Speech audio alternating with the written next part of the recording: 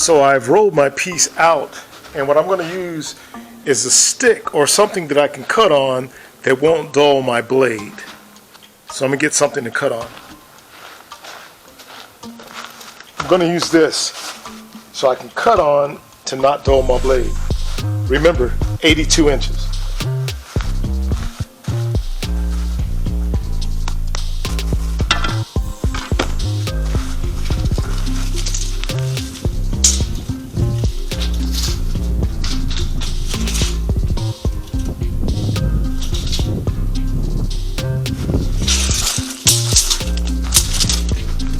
Now I'm wearing knee pads because I'm working on my knees.